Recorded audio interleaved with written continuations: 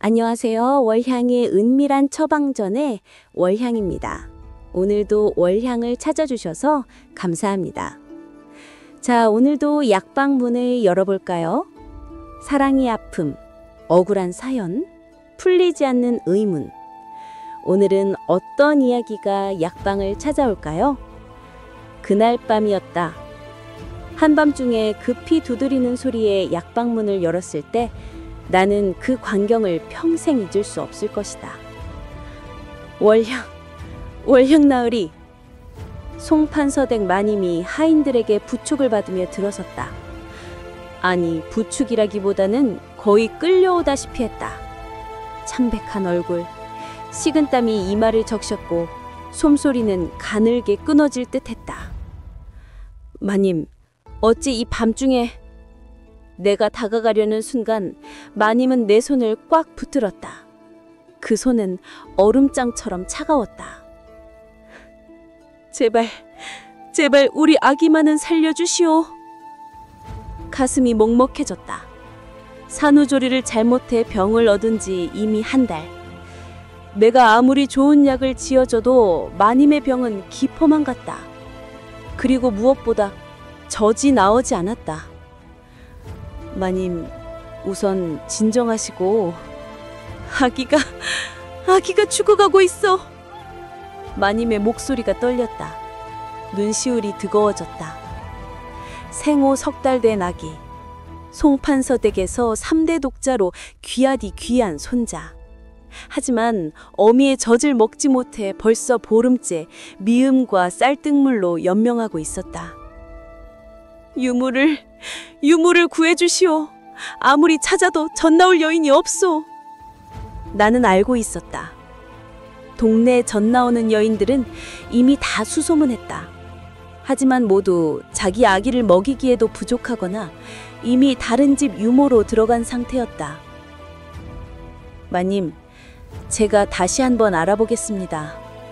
시간이 없어. 그때였다. 마님이 갑자기 피를 토했다. 하인들이 비명을 질렀다. 나는 급히 마님을 눕히고 침을 놓았지만 손에 땀이 배었다. 이것은 단순히 산후병이 아니었다. 마음의 병이 몸의 병을 깊게 만들고 있었다. 아기를 살리지 못한다면 마님도 살릴 수 없을 터였다. 송판서댁 하인들이 급히 마님을 모셔갔다. 약방이 혼자 남은 나는 촛불을 바라보며 생각에 잠겼다. 젖 나오는 여인. 그 순간 한 사람의 얼굴이 떠올랐다. 순이. 한 달 전 남편을 잃고 아기를 낳았으나 아기는 숨을 쉬지 못했던 그 가엾은 여인. 아기는 죽었지만 어미의 몸은 아직도 젖을 만들어내고 있었다. 쓸 곳 없는 젖으로 가슴이 퉁퉁 붓는 고통을 홀로 견디고 있을 그녀. 하지만 문제가 있었다. 순이는 과부였다. 조선의 법도에서 과부가 양반집 유모가 되는 것은 금기였다. 상갓집 과부의 기혼이 귀한 아기에게 해롭다 여겨지고 무엇보다 세간의 손가락질이 두려웠다. 나는 고민에 빠졌다. 마음이 찢어지는 듯했다. 살릴 수 있는 방법은 있다. 하지만 그 방법을 택하는 순간 순이는 더 큰 고통에 빠질 것이다. 그렇다면 나는 어찌해야 하는가? 하지만 이야기는 여기서 시작일 뿐이었다. 다음 날 아침 나는 순이의 오막살이를 찾아갔다. 마을 끝자락, 산기슭에 자리한 허름한 초가집.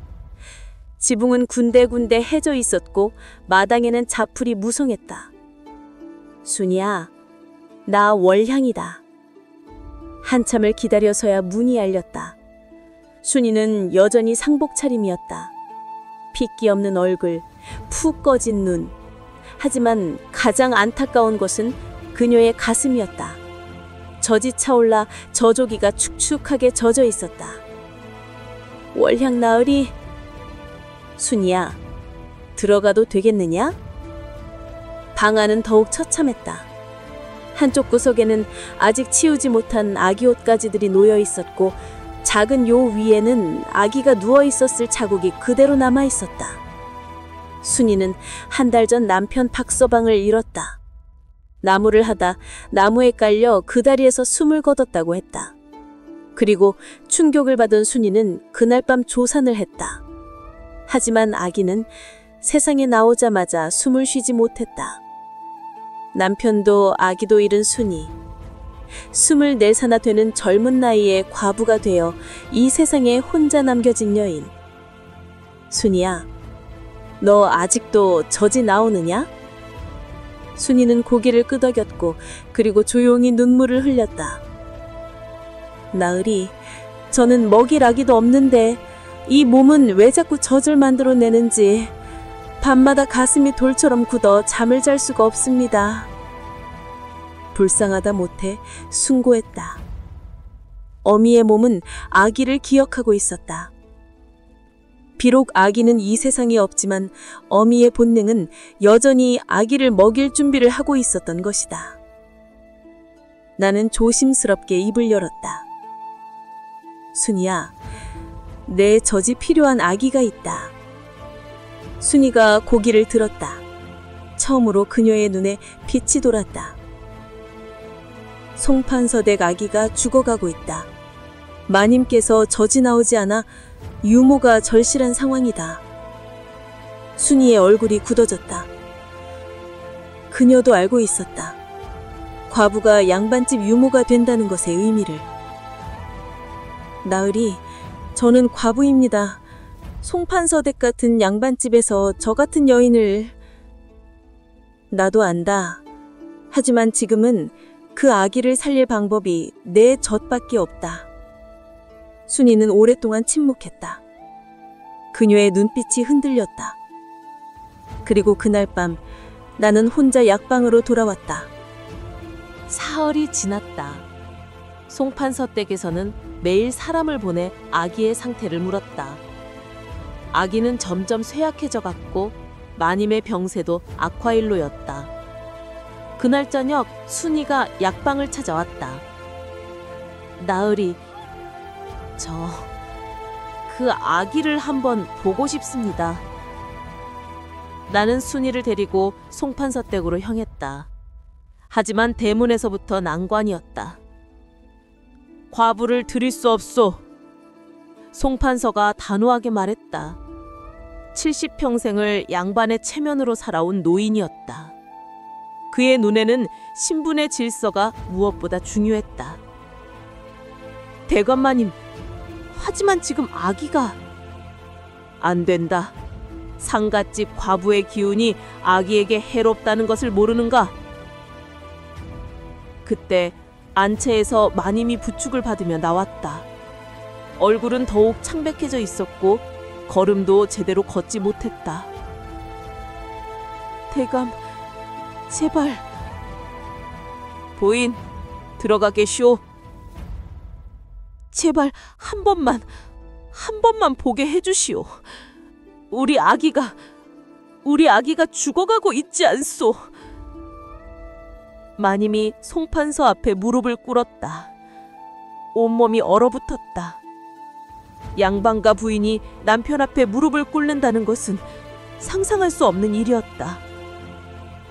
송판사의 얼굴이 일그러졌다. 그는 오랫동안 고민하더니 결국 한숨을 내쉬었다. 밤에만 아무도 모르게 하라. 낮에는 절대 안 된다. 그렇게 순이는 밤에만 송판서댁에 들어가기로 했다. 그날 밤 순이가 처음으로 아기를 안았다. 생후 3달이지만 체구는 갓 태어난 아기만 했다. 앙상한 팔다리, 함몰된 볼, 힘없이 감긴 눈, 울음소리조차 제대로 내지 못하는 아기. 순이는 떨리는 손으로 저고리를 풀렀다. 그리고 아기의 입에 젖꼭지를 물렸다. 처음에는 아무 반응이 없었다. 아기는 너무 쇠약해져서 빨 힘조차 없는 듯했다. 하지만 순이는 포기하지 않았다. 젖을 조금씩 짜서 아기의 입술을 적셨다. 한 방울, 두 방울. 그리고 마침내 아기가 입술을 움직였다. 약하게, 아주 약하게 젖을 빨기 시작했다. 아가야, 아가야. 순이의 눈에서 눈물이 흘러내렸다. 죽은 자기 아기를 생각했을 것이다. 하지만 그녀는 눈앞에 이 아기를 살리고 싶었다. 방 밖에서 지켜보던 마님도 울고 있었다. 고맙소. 정말 고맙소. 하지만 나는 알고 있었다. 이것은 시작일 뿐이라는 것을. 세상은 이 일을 결코 조용히 넘기지 않을 것이라는 것을. 열흘이 지났다. 아기는 조금씩 살아났다. 매일 밤 순이의 젖을 먹으며 체중이 늘고 얼굴에 생기가 돌기 시작했다. 울음소리도 힘차졌다. 마님의 병세도 나아졌다. 아기가 살아나자 마음의 짐이 내려놓아진 듯 했다. 하지만 문제가 생겼다. 동네 사람들이 알아차린 것이다. 송판서 댁에 밤마다 여자가 드나든다더라. 과부 순이가 유모로 들어갔다던데. 세상에, 상갓집 과부를 유모로? 소문은 들불처럼 번졌다. 동네 오기에서, 우물가에서, 장터에서 사람들의 입에 오르내렸다. 그리고 마침내 유림의 원로들이 송판서를 찾아왔다. 송대감, 이것이 무슨 일이오? 과부를 유모로 들이다니 양반의 채통이 어디 갔소? 법도를 어기면 후손에게 해가 미치오. 송판서는 아무 말도 하지 못했다. 그는 평생 유림의 어른으로 존경받으며 살아왔지만 지금 그는 손자를 위해 그 모든 것을 저버린 것이다. 한편 순이는 더욱 고통스러워졌다. 낮에 마을을 지나갈 때마다 손가락질을 받았다. 사람들은 수군거렸고 아이들은 돌을 던졌다. 과부년! 양반댁에 붙어먹으려고 애쓰네! 순이는 고개를 숙인 채 걸었다. 하지만 밤이 되면 그녀는 여전히 송판사 댁으로 향했다. 어느 날 밤 나는 순이에게 물었다. 순이야, 왜 이렇게까지 하느냐? 내가 얻는 것이 무엇이냐? 순이는 아기를 안고 있었다. 아기는 포근하게 젖을 빨고 있었다. 나으리, 저는 제 아기를 살리지 못했습니다. 제 폼에서 차갑게 식어가는 아기를 보며 저는 이 세상에서 가장 쓸모없는 어미라 생각했습니다. 순이의 목소리가 떨렸다. 하지만 이 아기는 제 젖으로 살아났습니다. 제 폼에서 따뜻하게 숨쉬고 있습니다. 사람들이 뭐라 하든 저는 이 아기를 지키고 싶습니다. 작은 선행이 큰 기적을 낳았다. 순이는 자신의 아픔을 다른 생명을 살리는 것으로 승화시켰다. 나는 그녀의 손을 꼭 잡았다. 순이야, 너는 훌륭한 어미다. 하지만 그날 밤 우리는 몰랐다. 더 큰 비밀이 기다리고 있다는 것을. 보름 후 사건이 터졌다. 마을 사람들이 횃불을 들고 송판서댁 앞에 모여들었다. 과부를 내쫓으시오. 법도를 지키시오. 군중은 점점 거세졌다. 송판서는 대문을 굳게 닫고 버텼지만 상황은 악화되고 있었다. 그때 군중 속에서 한 노인이 나섰다. 송대감, 그 과부의 신분을 아시오? 송판서가 문틈으로 소리쳤다.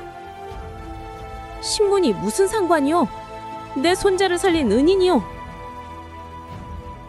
그 여인의 남편이 누군지 아시오? 순간 공기가 얼어붙었다. 노인이 계속 말했다. 그 여인의 남편 박서방은 대감께서 젊은 시절 몸종과 낳은 서자였소. 세상에, 이럴 수가. 송판사가 비틀거렸다. 안에 있던 사람들도 모두 충격에 빠졌다. 나 역시 믿을 수 없었다. 그렇다면 순이가 젖을 먹이고 있는 아기는 순이 남편의 배다른 동생의 아들, 즉 조카뻘이 되는 것이었다. 대감께서는 서자를 버리셨소. 그런데 이제 와서 그 서자의 아내를 들이시오. 군중이 다시 들끓었다. 하지만 이번에는 조금 다른 분위기였다. 어떤 이들은 운명의 아이러니에 숙연해졌고 어떤 이들은 송판서의 위선을 비난했다. 그날 밤 송판서는 처음으로 대문을 열고 나왔다. 70 노인의 얼굴에는 눈물이 흐르고 있었다. 내가 잘못했소. 송판서의 목소리는 떨렸다. 젊은 시절 나는 신분에 눈이 멀어 내 핏부츠를 버렸소. 서자라는 이유로 체면이 깎일까 두려워 그 아이를 내쫓았소. 군중은 조용해졌다. 그 아이가 박서방이었다는 것을 나는 죽을 때까지 몰랐소. 아니, 알려 하지 않았소. 송판서는 무릎을 꿇었다. 양반가의 어른이 70 노인이 마을 사람들 앞에서 무릎을 꿇은 것이다. 내가 버린 아들은 이미 이 세상 사람이 아니오. 하지만 그 아들의 아내가 내 적자의 아들을 살렸소. 이것이 하늘의 뜻이 아니고 무엇이겠소? 모든 것이 운명이었던가? 송판서가 젊은 시절 저지른 죄가 이렇게 돌고 돌아 다시 그에게 돌아온 것이었다. 그 순간 안채에서 순이가 아기를 안고 나왔다. 아기는 건강하게 숨쉬고 있었다. 통통한 볼, 생기 있는 눈빛, 힘찬 울음소리. 순이는 송판서 앞에 섰다. 대감마님, 저는 남편이 대감마님의 아들인 줄 몰랐습니다. 하지만 이제 알았으니 이 아기는 제 남편의 조카이자 제 핏줄이기도 합니다. 순이의 눈에서 눈물이 흘렀다. 저는 제 아기를 지키지 못했습니다. 하지만 이 아기만큼은 제 목숨을 걸고 지키겠습니다. 진실은 생각보다 가까이 있었고 그 진실은 모두를 울렸다. 이틀 후 송판서는 중대한 결정을 내렸다. 마을 사람들을 모두 불러 모았다. 그리고 공식적으로 선언했다. 나 송판서는 순이를 내 며느리로 인정하겠소. 사람들이 술렁였다. 비록 내 아들이 이미 세상을 떠났지만 그의 아내는 살아있소. 그리고 법도상 아비가 죽으면 형제가 아내를 거둬야 하는 것이 예법이오. 송판서는 순이를 바라보았다. 순이, 이제부터 너는 이 집의 가족이다. 네가 먹이는 아기는 내 남편의 조카이자 이 집안의 대를 이을 손자다. 함께 키우자.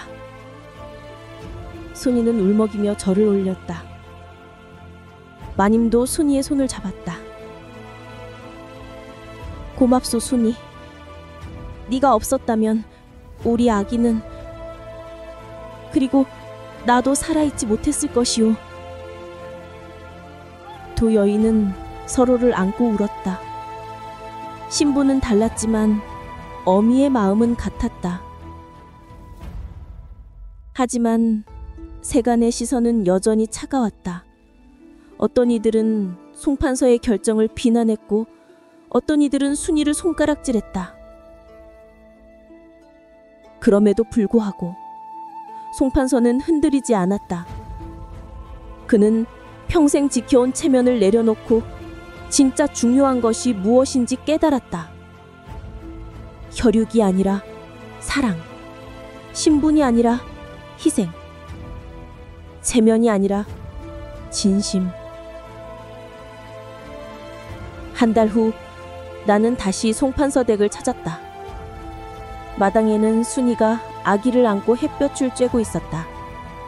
아기는 이제 통통하게 살이 올라 건강한 웃음소리를 냈다. 나으리! 순이가 환하게 웃으며 나를 맞았다. 그녀의 얼굴에는 생기가 돌았고 눈빛은 맑았다. 순이야, 잘 지내고 있구나. 네, 나으리. 마님께서 저를 친딸처럼 대해주십니다. 그리고 이 아기는 이제 제 아기나 다름없습니다. 마님도 밖으로 나왔다. 얼굴에는 건강한 혈색이 돌았다. 월양 나으리 덕분입니다. 나으리께서 순이를 데려오지 않았다면 나는 고개를 저었다. 저는 아무것도 하지 않았습니다. 모든 것은 순이의 용기와 대감마님의 결단 덕분입니다. 송판서도 마루에 나와 앉았다. 그의 얼굴에는 평온함이 깃들어 있었다. 월양, 나는 이제야 알았소. 진짜 양반은 신분이 만드는 것이 아니라 마음이 만드는 것이라는 것을.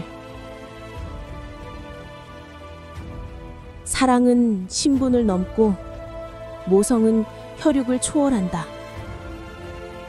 그것이 내가 그날 배운 교훈이었다. 3년이 흘렀다. 나는 다시 송판서 댁을 찾았다. 봄날 마당에는 복숭아꽃이 만발했다. 어미 어미! 4살이 된 아기, 아니 이제는 아이가 마당을 뛰어다니고 있었다. 통통한 볼, 맑은 눈, 건강한 웃음소리. 순이가 아이를 안아 올렸다. 우리 아기 천천히 뛰어야지. 어미, 나 꽃 따줘. 그래, 어미가 따줄게. 나는 그 모습을 바라보며 미소 지었다. 누가 보아도 진짜 어미와 아들이었다. 낳은 정이 아니야, 키운 정. 그것이 진짜 가족을 만드는 것이었다. 송판서 부부도 마루에 나란히 앉아 그 모습을 바라보고 있었다. 두 사람의 얼굴에는 행복한 미소가 가득했다. 월양 나으리, 순이가 내게 다가왔다. 나으리, 그때 저를 찾아오지 않으셨다면 저는 어떻게 되었을까요? 나는 순이의 손을 잡았다. 순이야, 네가 용기를 내지 않았다면 아무것도 시작되지 않았을 것이다. 네가 세상의 손가락질을 견뎌내지 않았다면 이 아이는 살아있지 못했을 것이다. 저는 그저 제가 해야 할 일을 했을 뿐입니다. 인간의 따뜻함을 보았다. 진짜 어미는 낳아준 사람이 아니라 목숨 걸고 지켜낸 사람이었다. 나는 약방으로 돌아오는 길에 생각했다. 세상은 신분으로 사람을 나누지만 사랑 앞에서는 모든 신분이 무의미했다. 혈육이 가족을 만드는 것이 아니라 희생과 헌신이 가족을 만드는 것이었다. 그리고 때로는 가장 큰 죄가 가장 큰 은혜로 갚아지기도 한다는 것을. 송판서가 젊은 시절 버린 서자, 그 서자의 아내가 결국 송판서의 대를 이을 손자를 살렸다.